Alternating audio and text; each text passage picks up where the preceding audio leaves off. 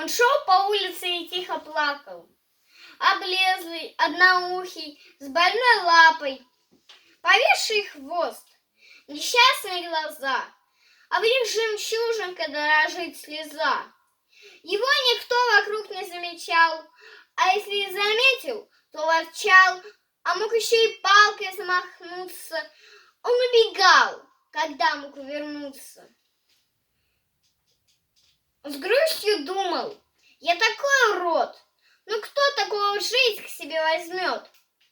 Так шел по краешку дороги, но вдруг перед собой увидел ноги, огромные такие 2 ноги, обутые большие сапоги.